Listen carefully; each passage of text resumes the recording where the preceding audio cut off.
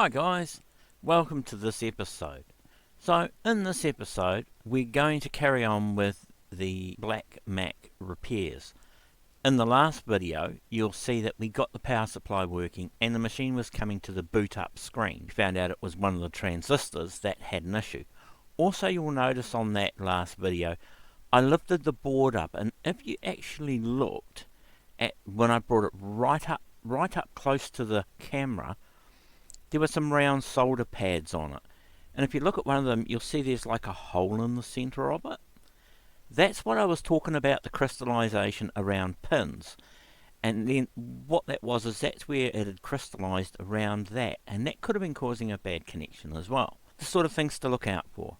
Also you saw some of the stuff there I had to reheat and redo and take some of the garbage off from those self-adhesive foamy type pads they used to put on. They're terrible. And it mixes in with the solder and it makes them. But we carry on and we do the best we can.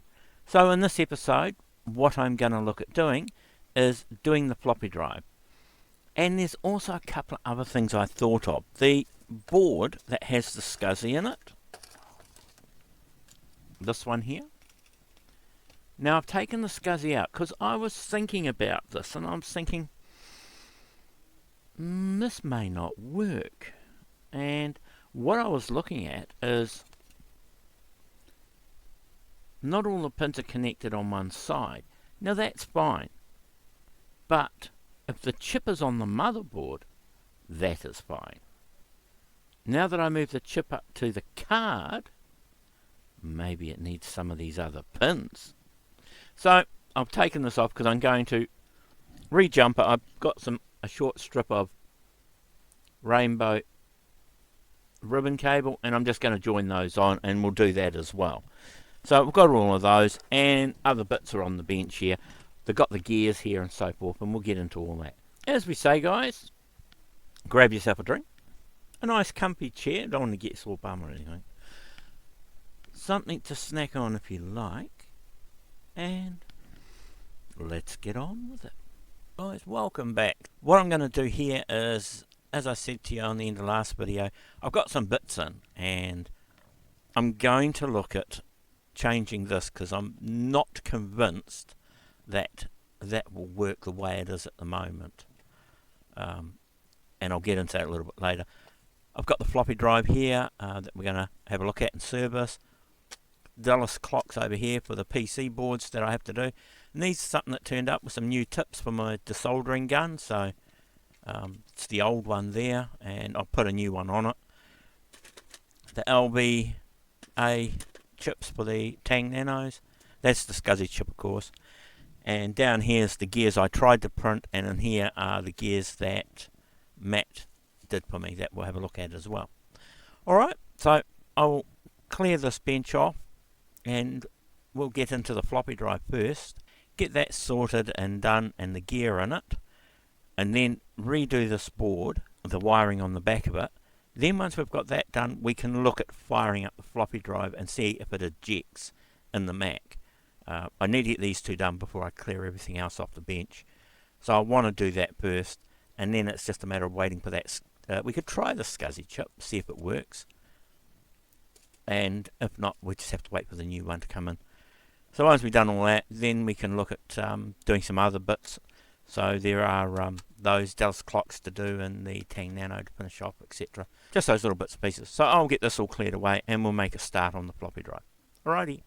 Right guys, so we're ready to go now. I've got the floppy drive here. Now I have to admit I have had this apart and done some work to it.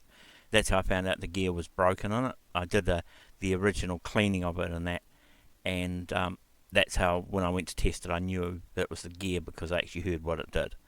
In my case, I will zoom in. That's the little gear there that broke. Now you can see there's a little bit of green around here.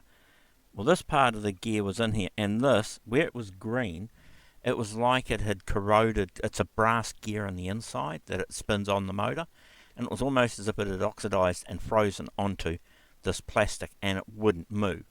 Then to get in there and gently move it to get it to turn, and then they just break and fall apart. And as you can see, there's bits of this gear that are all broken out. I will try and bring it a bit closer for you. so you can see. But as you can see there, the gear's not in very good condition. There's that, might be able to see that little bit of green on the end there. It's right on that end there. That's where the green is, and that's the green is on the other part down here. So that's what happens to them. And as I said, the file for remaking these gears is on Thingiverse, and you can get it from there. So these are the ones I tried. I tried printing these. I mean, they come out. I mean, you look at them and you think, oh yeah, they look all right. Now the outer gear, the outer gear, which are these ones, printed fine. They were fine. They come off really good. It was this inner one here that I had issues with, and that inner one was the one that went all lumpy, and part of it didn't stay as a cog. It had bits missing out of it. The other problem I had is being FDM printing, the hole wasn't the right size either. So I had to get a 2mm drill bit and by hand go down through the centre of these holes and actually drill them out so they were the right size to go over the shaft inside the motor and the eject mechanism. So that's what these are on here. The other bits that were on that bit of paper, I'll just zoom you back out. The other bits here, these were just the brims on the printer for when I printed the gears. So this was in the centre of it when it prints. So it prints it with, I did it with the brims, so being such a small part I didn't want it falling off or moving around. So, and they peel off really, really easily. But as you can see, I did try a few times to do it, and a couple of times I thought I was really close until you have a look at the gear, and it was just, no, it wasn't going to work. It would rotate the outside, but there's no way the inside one would rotate the second gear, which goes through the reduction to get it to eject the disc. So that wouldn't have worked. As I said, that's the one that's of no use to us. So, and those ones are not much use to me either. At least I know I can get to a certain level before the printer is no good. The other thing I could possibly do with the printer would be to get a smaller nozzle and try printing in finer detail again. That may work, but I mean, for the sake of a one-off, it's not worth me going down that track. So anyway, if you want to see how to strip one of these down and do it without watching through this, have a look on Adrian's Digital Basement, because he's got a whole tutorial on doing it. Other than that, I'll take you through the quick walkthrough and what I did. A couple of things you'll need is I got these locking suture pliers, which I use, my pick, a couple of paintbrushes for cleaning, because you'll find that on a lot of these drives, if they've not been touched, the grease has gone hard and sticky, and it's not good. It jams the drive, so that's what we've got to clean off them. And then use some isopropyl for that and some cotton buds. The other thing that I use is, you can get it in a liquid, but I get a silicone spray. Now this, I just spray it into the cap of the container, and then I use a cotton bud to get it and then dab it around on what I need. And I find that works fine. You can generally tell if this needs doing, because when you push a disc in, you'll see the drive will go in and then hesitate or very slowly drop down. Now this is not a Mac disk, it's just a PC disk I got, but they're a standard size. What your floppy drive needs to do is, if you get a disk, it should do that. Click, bang, straight down. And that's the manual eject, and it should do that to come up.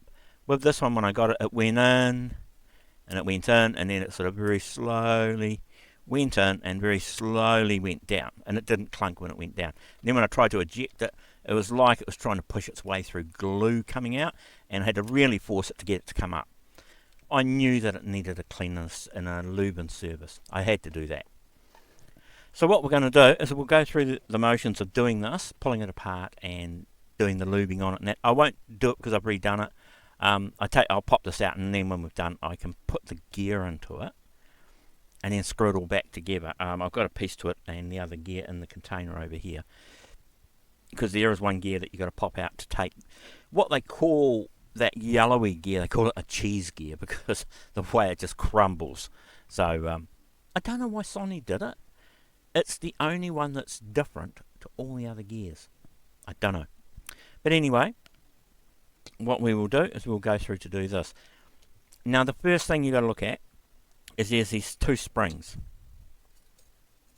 on either side. Now these are part of this mechanism here that help pull this down. Now we've got to take all this out and the one underneath to get this out. So to do that, you'll see there's an eye on the side. Now you can do it with either the pick and put it through the hole where it loops around onto the pin here and pull it off. Or if you want to be a little bit more secure, use the locking pliers to hold it. So just put it onto the loop, click it on and hold it, and pull it off. And just gently let it ride up, because that there is now ridden up, so the tension is not on there. So we turn it around and do the same on this side, same thing. Just grab the loop. Don't stretch the spring or bend the spring. You just want to get it to disconnect off that pin so it will go up. So that one's up as well. So be careful of the head, because this is one of your heads, the other one's down the bottom. Now what we've got to do is, this has got to come off as well, and this is just a little plastic slider that's on the back here. In the middle here there's a separate piece of plastic, and it has a little nodule on the end of it that goes through a hole in the metal. What we do is, with our pick or something, we gently lift that up. Don't be rough with it because you'll break it. And then slowly slide that bit of plastic backwards, a gentle push backwards, and you'll find it'll just about want to fall off. So what we do is, don't touch around this side underneath, because that is where the head for reading the discs is. So I just usually get my pick under the arm and then slide that bit of plastic off. Like that, and then just gently let the head back down. Don't let it smack down, just gently let it drop back down. So that piece is off. So we put that in a safe place, so we'll put it in our container. So now we've got these off. This should, in theory, want to come out. Now, to get this out, we will generally have to drop it down. And so, as I'll show you, when you put the disc in, keep an eye over here. You'll see it'll come back, and then see that lever moving? This one on the side here. So when, I have to lift that disc up first. So when that comes across, that allows the tray to drop down, which is what we want. So to get that to that point, what we need to do is just gently pull that over, and then it should drop back and down for us.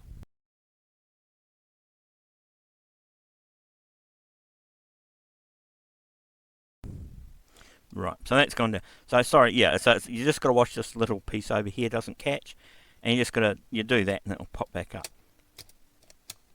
Okay, so then yeah, once you do that, it'll drop down, which is fine, which is what we want. Now with that down, then we gently lift it up and out. So then that whole piece comes out. So that's, we've got to pull that apart and give it a clean. So that's one we've got to do. So now we've got that. You'll probably find that there may be a bit of crud around here, and there's probably a bit of gunky grease on here. The next thing we've got to do is, these are little plastic like locking washers. The hole's smaller than the actual pin they go over, and there's actually a little lathed ring in the post, so that when they slide down they clip into it and stay there. And that's just to stop this from pulling off. So what we're going to do with that is, I generally get underneath it with these and just gently pop it up, take it out. So you've got to take all 4 of these off. Don't be too rough and tear them, because I don't know how you'd go about getting some more. You might be able to make something up.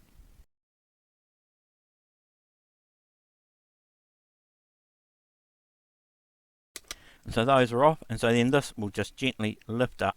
But to do that, we need to undo the 2 screws that hold this on. And there's generally a screw here and a screw over the back here. So you undo those 2 screws, and then once you've done those, they're in here, then this unit should just gently lift up and rock backwards. Don't be rough with it, just gently rock it backwards. Okay, so we've got this back. Now there are a couple of different versions of this. Some of them are a clip-on version that clips over the back here, and you can see that on Adrian's Digital Basements video. My one had 3 screws on it that held up this plate down. slid in the front and then clipped over the back. That must be a later version of it. This one must be an earlier one. So once we've got that moved over, then this piece will just pop out. Okay, so and once we've got that out, we want to gently pull on the cable with the first 3 plugs on it next to the spindle motor or the head motor, and just pop that off so we can, that's where the gear is we've got to replace. So now we've got this off, it's a matter of getting some cotton buds and some isopropyl. Usually put it in a lid. I usually use an old medicine bottle I have, pour it into a lid, then I dip it in and go around and clean all around here, all around these posts, and you'll find there'll generally be a line of grease down here as well. You'll see the rub marks. There's generally where grease was here and here and here, down inside these gaps in here, where the sliders are. And generally just have a look at the main shaft along the side here. Just be careful of the top and bottom cable for the heads. That shaft needs to be cleaned, and also the worm gear on the side here that moves the heads in and out. That's got to be cleaned too. So you can clean that off. If there's any bits of fluff and stuff that's stuck in it, use your pliers to gently pull that out, or your pick to pick that out. So once you've done all that and got all that cleaned, you can put that to a side. Then with your isopropyl, clean down this as well. So it'll be in where these slots are, and also underneath here. Because these are all the places, and these dimples that are here, these are all the places that ride on the metal. This is where you don't want the wearing to be. So you give those a clean with your isopropyl, and then you set that one aside. And then the same as on this, go through and give it a really good clean in here. These posts here, these are what ride up and down in these arms on the 2 pieces. So you want to give those a clean, and clean anything that looks like it's gunky and not very nice around here, where it moves, any of those sorts of places around here. Give it a good clean with a bit of isopropyl. Don't be rough with it. Just give it a nice good clean as best you can. I mean, as you know, I don't know if you can see that on here, but there is still a little bit of dust in that, and it may have picked up the dust from since I cleaned it. So, but give that all clean, and then once you've got all those clean, let them dry. So once all that's finished, just put your isopropyl away, let it dry. Once it's dry, you can use what you like. You can get tubed lithium grease, or you can get silicon grease, or whatever you want. I use this. This is a spray. I use this for spraying tracks and gears and stuff like that. I use it on my 3D printer as well, but for doing the ball screws and so forth. So I use that, and I find it's fine. So this I use on here. So I do 2 or 3 seconds squirt in there, so you got a little bit of it pulled up in the bottom. You dip your cotton bud into it in here, and then just where you took all the grease off, just run it over. You don't need piles of it. Just a little bit so it looks a little bit wet, but you don't want it dripping in it. So do around here, on here, these posts, in that gap there, anywhere where it was rubbing on the metal, and the same as on this one, anywhere where there was movement. So any of these, around here where it slides over metal, even if you want to, just slide it back or forward, whichever way it goes. One of them, I can't remember which one it was. That one you need to do as well, but this one here does move somehow. That one there, and then that one there, and then give them a bit of oil up in there with some of this, and then you just get in there, just give it a little bit of a rub around and down in there, and then just let it go, and then pull it backwards and forwards a couple of times, get it moving, and a bit around, as I said, around these pins where they go up and down, and around that one. And then once you've got all those all greased up and oiled, then what you can do is then you can start to put this back together. So with your grease and everything on them, you want to drop this bottom one in first, and then you want to get your plastics. Now you can clean these as well. So with these, I found the easiest way to do it is I use my pick and a fingernail or a thumbnail, and what I do is or my finger, and what I do is I just lay it over the post. I'll just zoom in for you. Right, so what I do is I just lay it over the post, and with the tip of my finger with my fingernail, I hold one side. Then I get the other side with me pick, and I press down on it. And sometimes I find it will go in. Other times, if you find it a bit hard, you can probably use something like these and press down, and you'll hear it go click. So when it goes click, just make sure it rotates, and then you can do the next one. And you can do them in any order you like, front, back, opposite corners, however you want to do it. You can do it your way. But just put it on, get it central, and then keep it as close to that centre pin as you can, and press down, and it will slide down and clip in.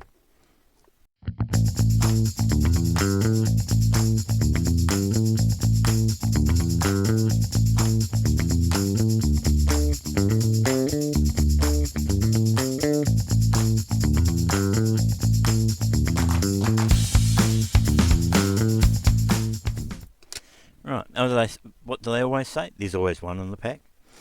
Anyway, those are on. So if you want to, you can get a little bit more of your stuff and just gently dab it around these slots, slide it backwards and forwards, and you'll see from the top here there's the dimples that ride on the metal underneath, and that's where the rub marks were. So you can get there and just rub a gentle bit on there, gentle bit on there and there, and on those, just to make sure it's there, and just slide it backwards and forwards a little bit, and you'll find that it will actually slide really, really well.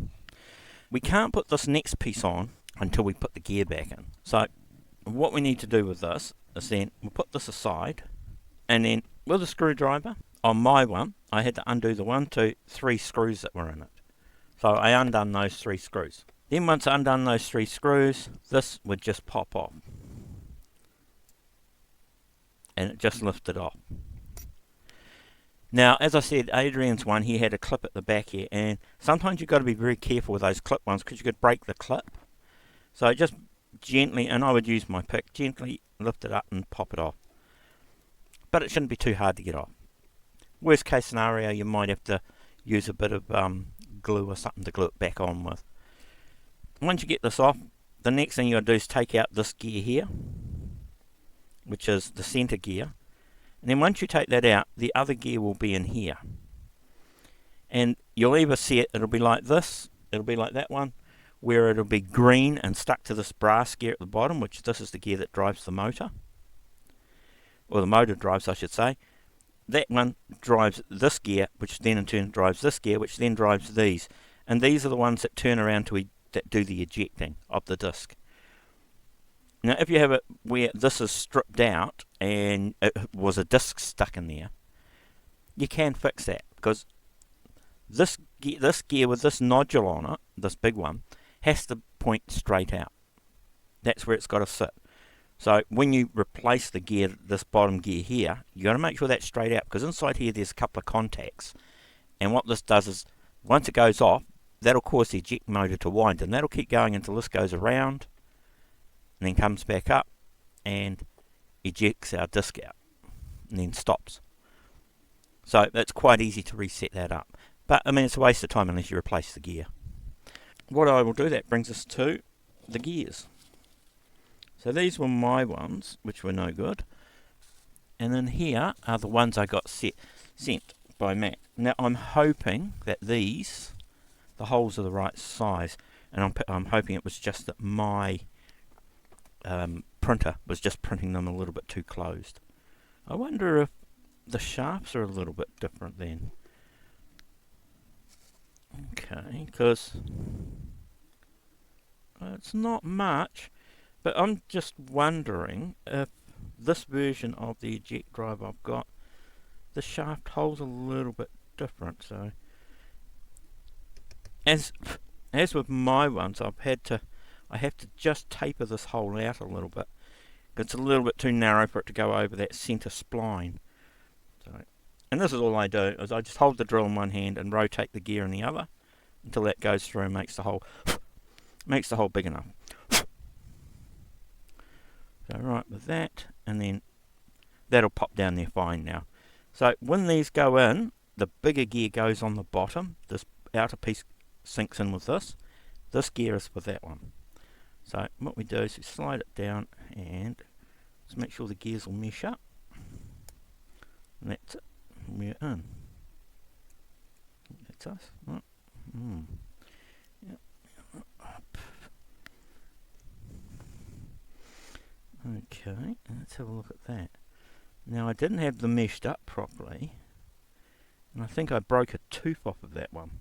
Something to be aware of with the resin ones is just be careful putting them in, that you don't break a tooth. Because if you break a tooth, it's going to skip and you're not going to eject, okay?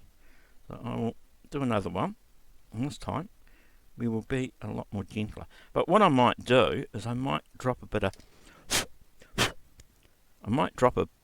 of silicone grease or some of the silicone lubricant down there.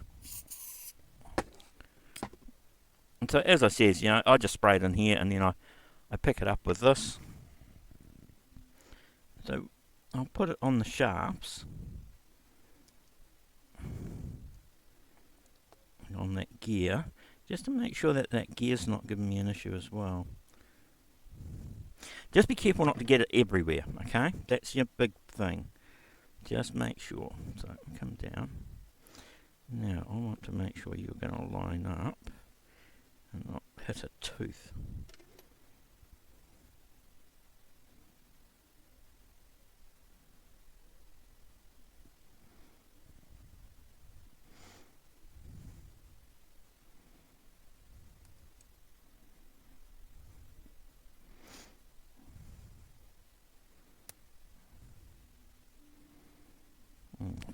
Okay.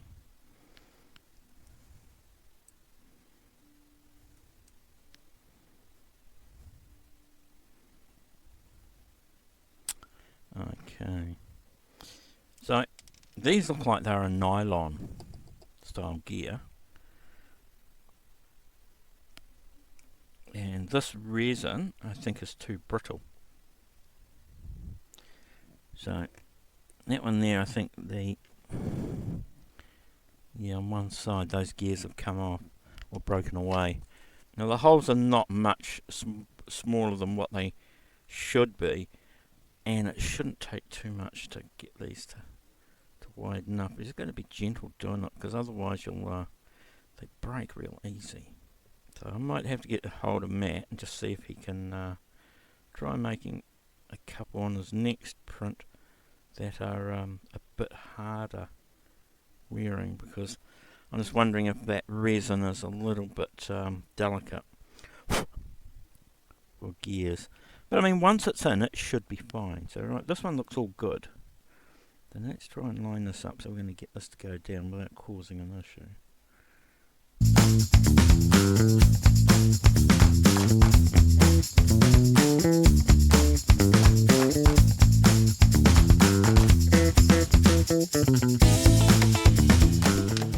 That looks good. So what I'll do is I'll put that gear down there. Oh, no, pop that out. Because before we do that, you've got to line this up to be straight.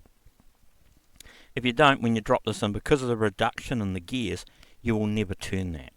So you've got to make sure it's sitting straight out before you pop this in. And then it's a matter of making sure it's in line. And then that should just sit down.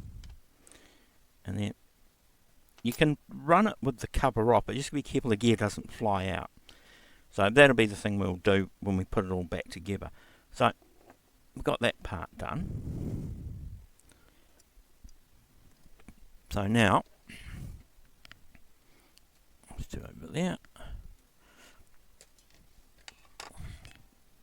So now what we do is then we will now put this back in.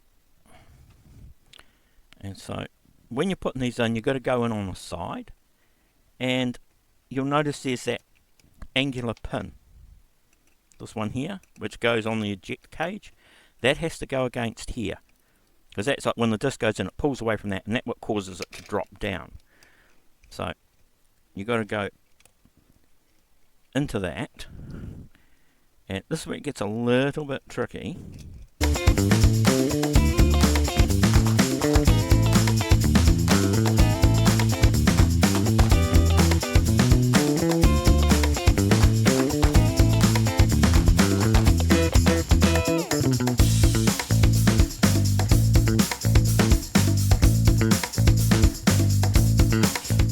It's a little bit of fiddling around to do, but once you get it, as I say, just pop that pin across and that'll hold it up.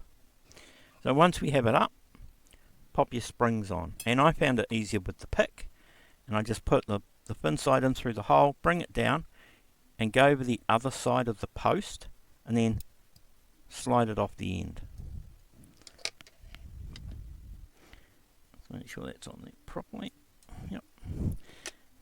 And I find that's the easiest way to putting these on, rather than using pliers. I just get it into here, just pull it down over the side of that hole, and slide it off. And that puts the springs back on. So the next thing we need to do is put the plastic piece back on here. So we need to gently lift the head up and slide that plastic piece on. And just remember, when you look at it, you actually see the little wedge piece at the bottom that goes through that hole. So gently with your thumb, just gently lift the head up. Then you can sit the bit of plastic on. You'll find it will have a track to go in. You're just going to get back far enough to do that. Just put that on, and you'll know because this round piece sticks towards the front. So get it on, get it there, and then slide it down, and you'll find it will slide down and then go click when that plastic piece sits in, and then you can let the head go and the head will sit on top of it. And that's what the head rides on, is that bit of plastic. You don't need to lube the plastic, alright, because the plastic will be fine. So now once we've got all that done, what we need is to test this out. And so we don't have to have it in here, because what we can do is we can pop a disc in and the gear should go around and eject and stop. And once it does that, it's working fine. So to try this out, we can plug the 3-pin header back into the board. Into here. I will safely put this one gear aside. It's a spare. We'll move the spray out the way, we'll move the cotton buds out the way. Screwdriver. We'll need that in a minute to actually put the screws into the... yep, no, that's working fine. So that's the other thing too, is without it plugged in, just check to make sure the ejection mechanism is working. So what we can do is move all this out our way, and I will grab the plus, put it up on here, take the back up, bring it up on here, we'll plug the cable in, and we'll see if this ejects. Well, we'll see if the eject mechanism works, and if it does, we can screw it back together and it should be fine. So I'll just grab that.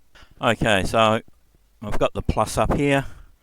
One thing to remember is when you unplug these out of your drives, sometimes they don't have the key on the connector on here. They're just flat both sides.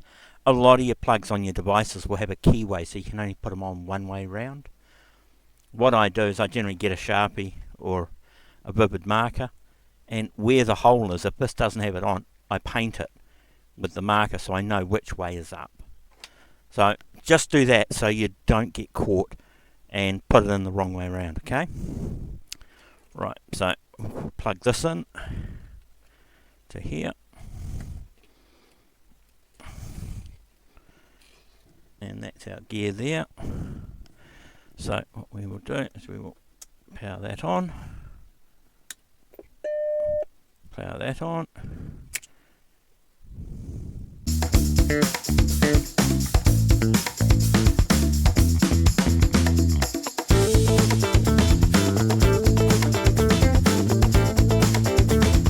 Let's pop this off.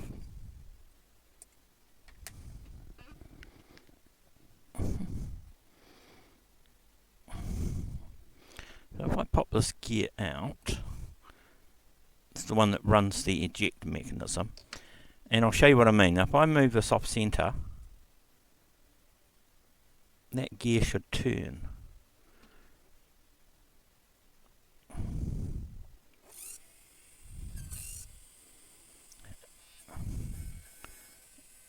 And then when that goes in the middle, it turns off.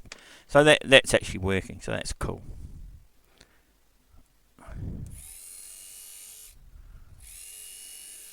Yep, so that's working fine, that gear.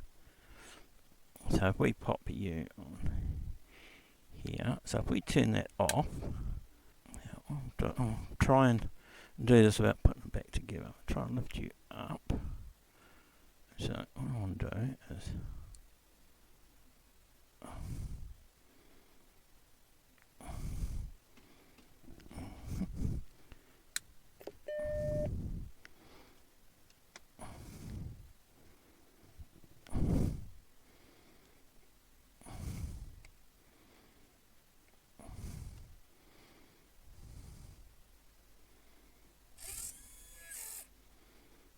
and so when it gets to that point, that's where it stops.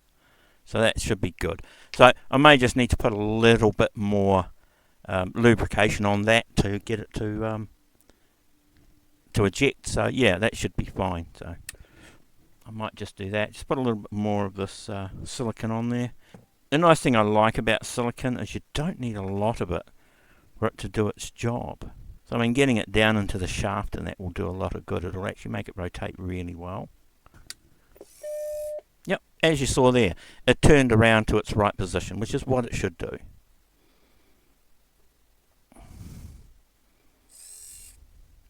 See that? So as soon as I pop it up, if I move it, so it's going to turn, so that'll turn around and stop where it's meant to stop. So this is actually working fine now. So we can turn this off, so we can put this back together.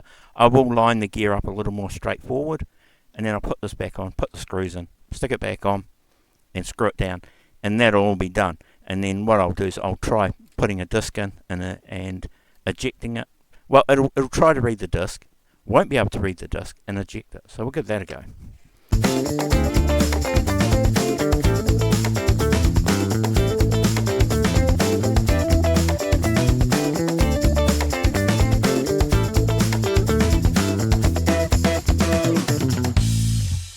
And don't over tighten the screws when you're screwing if yours is the same as mine where the plate screws in, don't over tighten them because you'll break the plastic.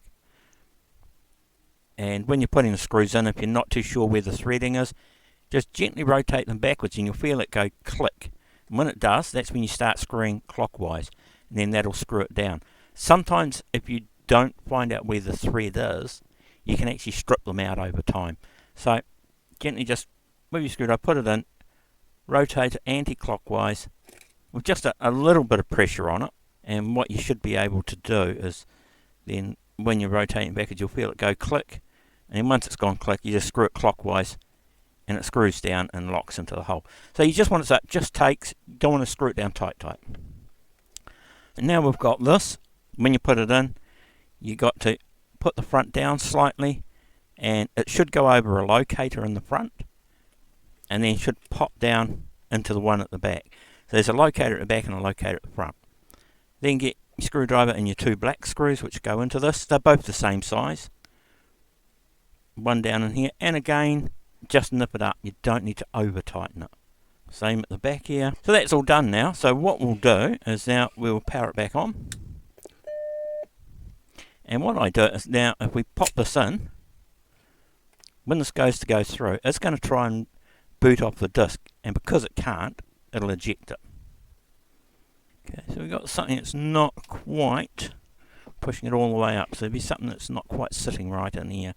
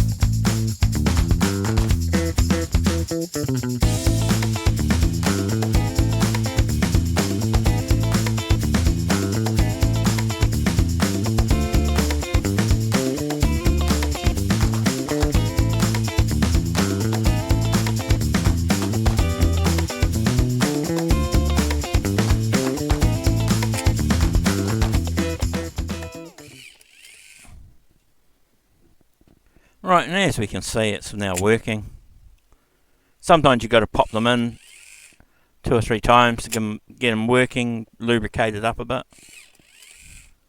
But as you can see, that's working fine now. going in and coming out by, so that can go back into the Mac Plus. So we'll turn that off for now and unplug that. Take that disc out. That's all done. So the next thing to do will be the card that the SCSI chip's going to go on and reattach those leads. So that'll be the next thing to do. So that's all done and working fine. The gears might be a little tight maybe. That could be part of the problem. It could also be that it needs a lot more lubrication. The silicone spray that I use rather than a grease might be a little bit thicker or drier when it dries out and could still be a bit sticky. But I'll see how it goes. If I do have any issues for it, it's only 4 screws to take the floppy drive out and to get some actual lithium grease and put some lithium grease on it. So, hi guys, so there we have it. We got the floppy working. Took a little bit of work, and as you saw near the end there, it didn't want to eject all the time. I'm picking that acrylic gear was probably a little bit big. When you 3D print stuff, you can change the diameter so it's slightly oversized or slightly undersized when they print. Some printers do it and you have to adjust for it, and I'm picking that's probably what it is. The other thing too is the original gears were a softer type of nylon plastic, and the resin that we used was quite a hard, rigid resin, and that's why I had issues with it breaking and chipping. But good news on that side is another chap on our group sent me down some gears, and he had a Mac that he did, and they were the ones he got them off eBay, and they were spares, and he says, look, if you want some, I've got some here and you can have them. So they turned up the other day, so that's cool. So if these resin ones do fail, I've got some there, and they look like they're a nylon gear, so they look like they'll be quite good. The other thing is when I got that black Mac, the guy says, oh, he had this as well, that it's just a case with a screen with a tube in it. And I says, oh, okay, you can just see it in the corner there, the black one. He says, oh, here you go, you can have this. Now, that's a classic case, and it's not the same as the Plus that I've got. And I thought, oh, well, the tubes will be the same, so it's a spare tube. So I thought, I'll open it up and have a look. Well, I opened it up, and I think someone's been playing, because it had that inside, screwed into the case. So it's got a floppy drive, and it's got a SCSI hard drive. Now that's the proper SCSI mounting cradle for the Mac. So what did they have in it? There's no motherboard in it, so there's nothing I can do with that, and there's no power supply or analog board in there either. I got another hard drive to try, a more modern one than the one that's in the Plus at the moment. When that chip gets here, we have 2 hard drives to try. And I did from one of our forum administrators, Kirk. He made me up a Mac Classic disc as well. Now this is a 1.4 disc that's been formatted to the 800. He tried it in his Mac Plus and it worked fine. So I'll try it on this one. If not, there's a chappie who is sending me a OS 6 Mac disc. This is just bootable. I'm not worried about utilities and stuff like that. I just want to make sure that the thing will boot up and start off a disk. If it does that, then we can look at the SCSI side and try and sort that out if it's not the chip. Right, so that's where we're up to, guys. So hopefully you've enjoyed this. Sorry it's a little bit of a long one, but I did want to take you through everything I did. And as I usually do, if they're a little bit long, it's because I show you warts and all. You should see everything I do and everything I come across. If it's just the same and it's really, really repetitive, I'll cut it out, chop it down a bit. And that's why you may see that there's bits where it sort of jumps a fraction, and it's like, I don't think you want to see me doing 100 inserts and ejects of a floppy disk. So there's that sort of stuff. I edit that out and I just give you the bits I think that pertain to what I'm doing. So as I say, the next bit we'll be getting up to will be the SCSI. And I'm sure I got given a blue SCSI for this. I have to hunt it out and see if I can remember where I put it.